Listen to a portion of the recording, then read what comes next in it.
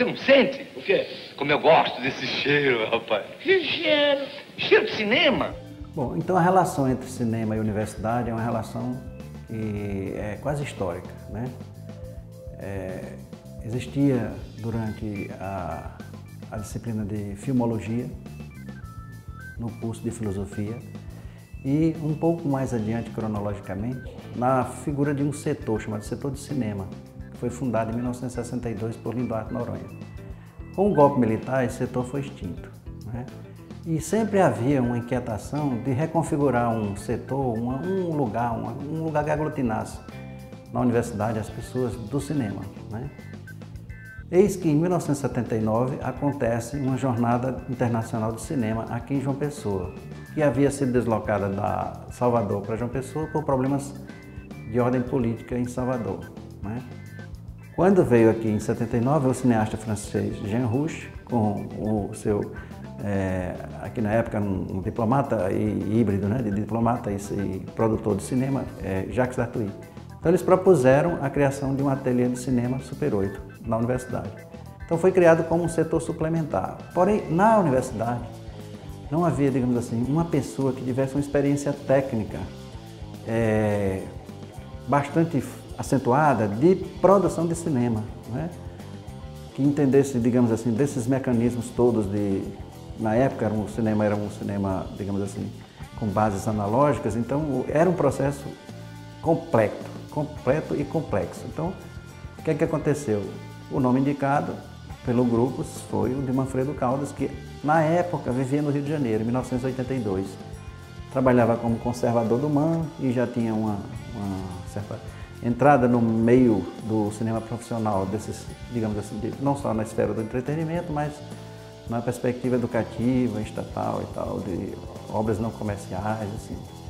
Então o Manfredo foi indicado, o reitor foi ao Rio de Janeiro, convidou pessoalmente o Manfredo para ele vir a João Pessoa, né, e colaborar nesse esforço de implementar dentro da universidade um núcleo, né, no caso no DOC, que desse uma resposta a essa inquietação. Qual é a do cinema na universidade? O grande Manfredo, ele veio, nos anos 70 ele foi embora para o Rio, mas ele voltou, quando o NUDOC foi fundado em 79, quando foi em 83, ele veio para cá, para vir trabalhar no NUDOC e montar um polo de cinema aqui. Paralelo a isso, ele também ia tocando a obra fílmica dele, né? Que já tinha certa aceitação, né? Já tinha feito uma circularidade boa com o filme A Feira, né? Era um cineasta que tinha bons contatos no Rio de Janeiro. Bom, eu posso dizer que a primeira vez que eu fui para um set de filmagem, um documentário, foi com o Manfredo Caldas, né? Que faleceu até há pouco tempo, né? Saudosa memória. Ele foi filmar a Missa de Sétimo Dia de Margarida Alves, em Alagoa Grande. A Missa de Sétimo Dia, ela tinha sido assassinada e estava tendo a Missa de Sétimo Dia, que foi uma loucura, foi um chororô na cidade, uma comoção muito grande. E foi eu, Tuca Massal, que era o fotógrafo, usando essa câmera 16mm, o Manuel Clemente também foi, e eu fui como para ver, eu digo, eu quero acompanhar. Manfredo, eu queria acompanhar, então vai sair um ônibus, você vai. Cheguei lá, só que eu cheguei lá, eu terminou, por acaso, eu fazendo um som, nem seguro, eu queria fazer câmera.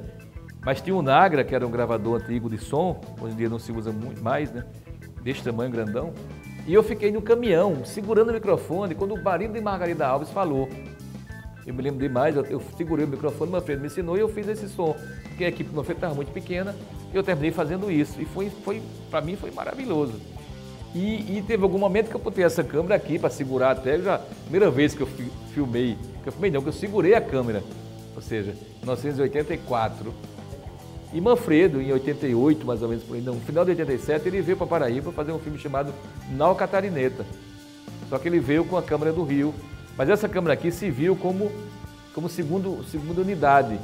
E eu, Clemente, fazendo a fotografia do filme, Manuel Clemente, e César de Moraes era o primeiro assistente de Manuel Clemente. E eu participei da equipe como segundo assistente de câmera. Ou seja, eu já estava muito envolvido com essa parte técnica, de fazer foco, de carregar o chassi da câmera. E o Manfredo tinha um projeto, um filme chamado Cinema Paraibano 20 anos. É um resumo também da história da produção do cinema paraibano, contando toda essa história que eu já falei, do filme de Vladimir, do Ipojuca Pontes. O Cinema Paraibano 20 anos, em verdade, como eu falei no início, ele contém imagens desse encontro de cineastas de 1979. As imagens feitas durante esse período no filme, que consta do filme Cinema Paraibano 20 anos, já foi com o Manfredo, né? Aparece lá o Cosme Alves Neto, conhece o Vladimir Carvalho, o Manuel Clemente, quer dizer, pessoas que estavam numa certa circularidade em torno desse núcleo que se formou na universidade em 1979, a partir de 79, né? Depois com a incorporação de novos quadros, né? Dos super-oitistas, ex que fizeram os cursos da Varran, que era um curso do convênio com o governo francês. E assim, pelo senso de oportunidade, o próprio Manfredo gostava muito disso, né? De fazer também um cinema reflexivo. Então o que ele faz? Ele faz um filme em que a própria cinematografia é o tema do debate, né? E aí ele coloca, né, em evidência o Vladimir Carvalho, o Ipojuca Pontes, né, o próprio Paulo Melo, Pedro Santos, que foi o coordenador assim, mais efetivo nessa primeira fase do NUDOC, né? E ele faz uma escrita e divide essa escrita, digamos, com o Walter Carvalho, que é o fotógrafo do filme. Então, quando o Walter e o Manfredo colocam na praça esse filme, é um ambiente de muito debate, né? Até um debate, inclusive, sobre essa coisa paraibanidade do filme, né? O que é paraibano. O surgimento, a descentralização da Universidade Brasileira na década de 50 levou a Paraíba assim, uma espécie de estímulo muito grande no âmbito da cultura. Bom, então convido aos espectadores da TV Câmara a assistir o filme Cinema Paraibano 20 anos, dirigido por Manfredo Caldas, pelo potencial poético de articulação, né, de aglutinação das temáticas que ele propõe no filme.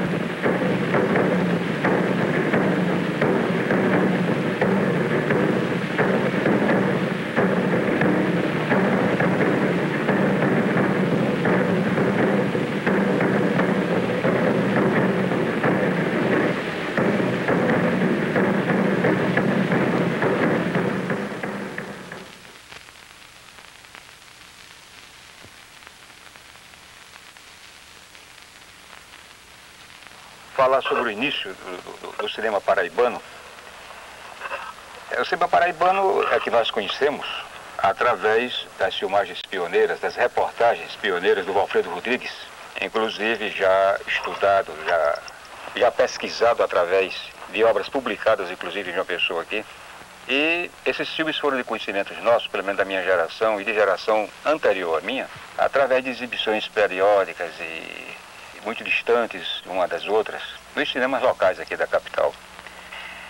Realmente o Valfredo Rodrigues fez um trabalho pioneiro de alta importância e que é um documento valiosíssimo.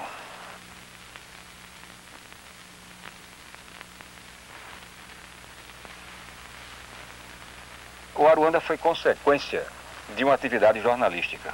Ele foi consequência de uma série de reportagens que fizemos sobre essa comunidade negra existente lá em Serra do Talhado, aqui em Santa Luzia, no interior do estado, e que teve o título na época de As Oleiras de Olho d'Água da Serra do Talhado.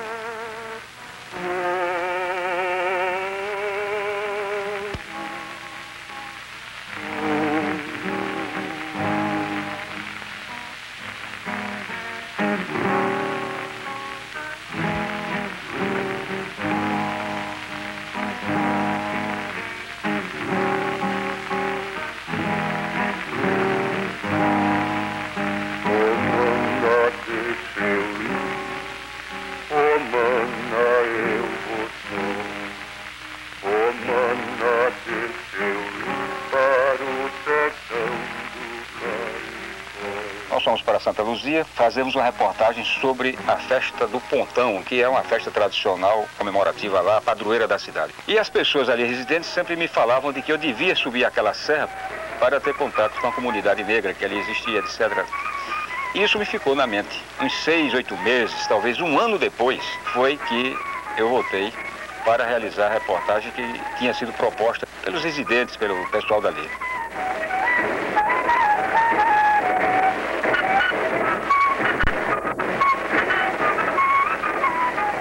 A realização de Aruanda foi a coroação de muitos anos de teoria, né? Porque a gente começou na teoria, né? Começamos escrevendo em jornais, Correio da Paraíba, o Norte, a União. E a convivência do cineclube. Tudo isso resultou numa necessidade, quase uma necessidade de realizar o filme, de fazer o filme na prática. Aí foi quando o grupo se formou, né? Vladimir Carvalho, Eduardo Noronha, Ruca Vieira e eu. Aí nos agrupamos e partimos para Aruanda, realizar Aruanda. Ora, depois de Aruanda, o grupo de 4 bifurcou-se em 2 e eu e o Vladimir fizemos os Romeiros da Guia. Eu vou partir agora.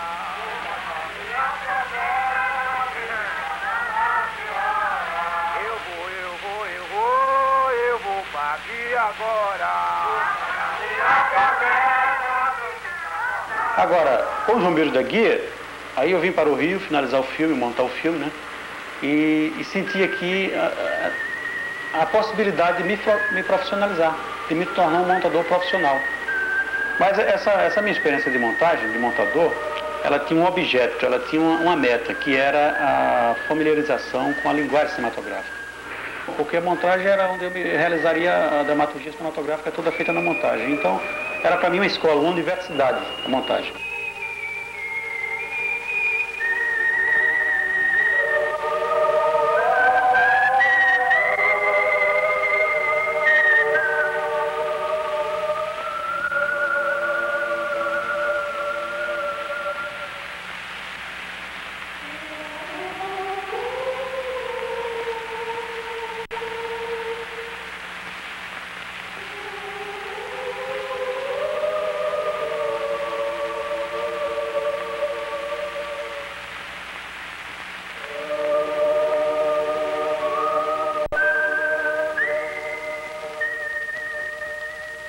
Eu vim para a Paraíba em 1958 e professor da escola de música, também fui contratado em 58 para regente da orquestra que naquela época se chamava Sinfônica da Paraíba. E a orquestra ensaiava no Teatro Santa Rosa.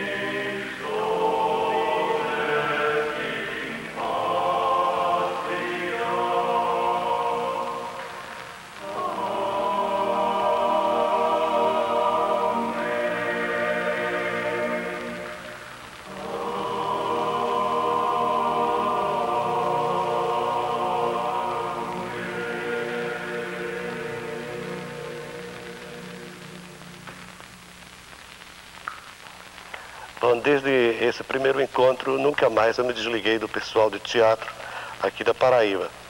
Entre esse pessoal que fazia teatro naquela época, alguns então foram para o cinema, como o Vladimir Carvalho, que então com ele eu comecei também a trabalhar no cinema.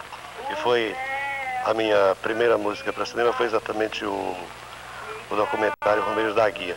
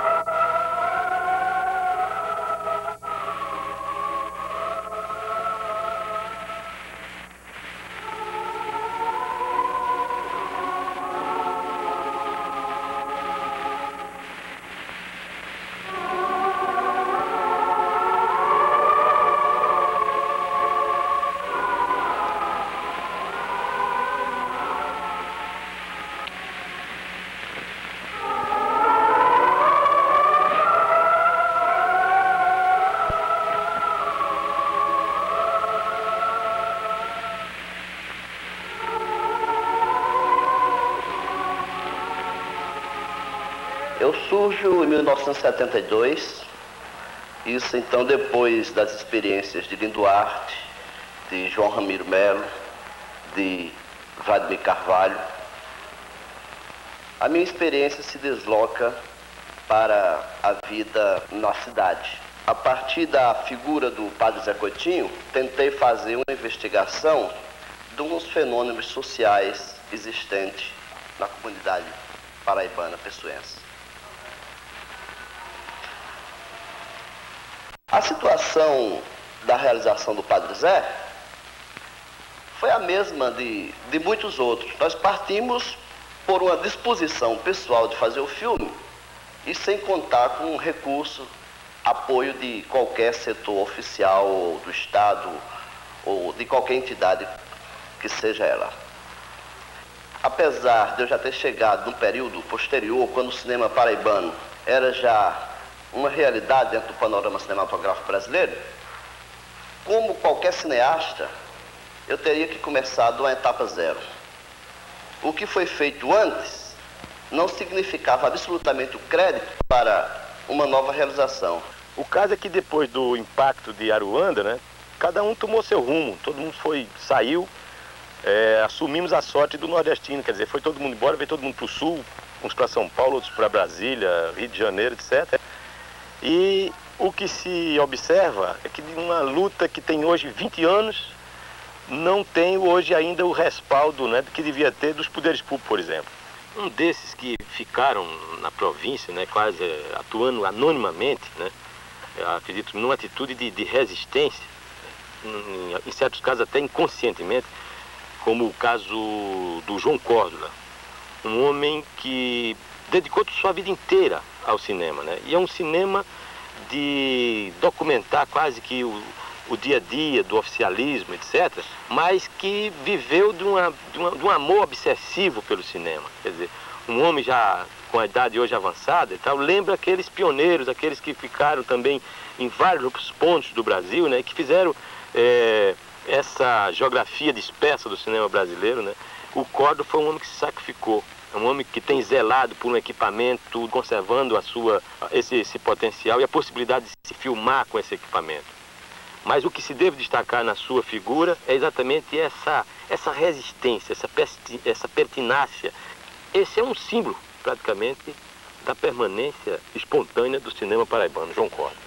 De forma que sempre que ocorre um filme do chamado cinema paraibano, ele parte da estaca zero. Ele parte sempre de um ponto morto, onde vai tudo começar como se estivéssemos há 20 anos atrás, quando fizemos Aruanda, que deu o impacto que deu, que influenciou todo o moderno cinema brasileiro, do ponto de vista, por exemplo, da fotografia, né? Vidas Secas foi feita em cima de Aruanda. Deus, o Diabo na Terra do Sol, a proposta é uma proposta fotográfica de Aruanda também.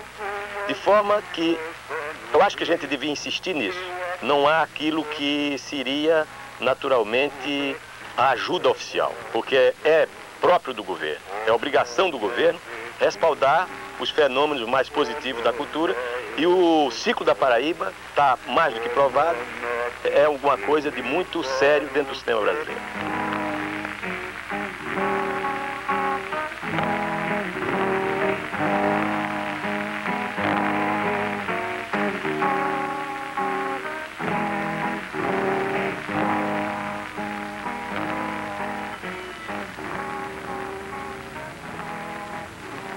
A julgar pelo tempo, quer dizer, o cinema paraibano, que começou em 1958, completa agora a sua maioridade. Pelo que me consta, o cinema paraibano é um cinema de maioridade, mas bastante sofrido. Ele, como o homem nordestino de um modo geral e o paraibano de um modo particular, ele é um cinema que vive do estoicismo dos seus cineastas.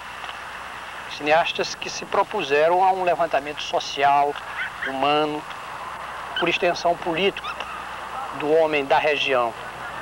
E não só lá, na Paraíba, como o homem paraibano em outras regiões, no sul, no centro-oeste, no Rio, em São Paulo. Então é um cinema integrado com a nacionalidade, com o cerne da nacionalidade, que no meu modesto entender é a humanidade nordestina. É um cinema crítico, é um cinema mais difícil, ele não é um cinema só de evasão e de diversão. E, portanto, um elemento de necessidade social da região.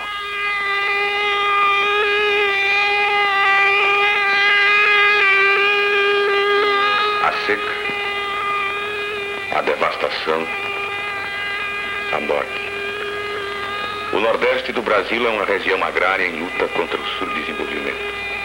Com uma população de 25 milhões de habitantes, divide-se basicamente em 3 áreas: sertão, brejo e litoral.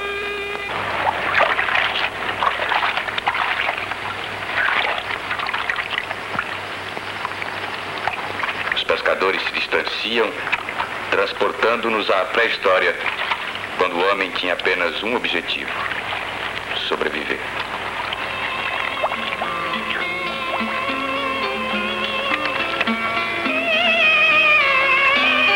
Esta tarefa rudimentar, em que mãos se agitam subterraneamente em busca do alimento e a pesca resiste tenazmente, o homem confunde-se com o próprio caranguejo num mimetismo espantoso e bárbaro.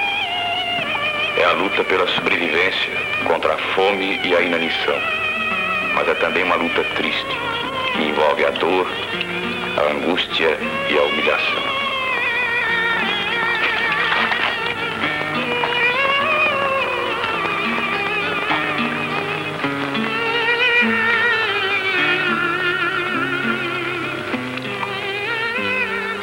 O cinema me interessa enquanto texto, enquanto imagem e enquanto trabalho.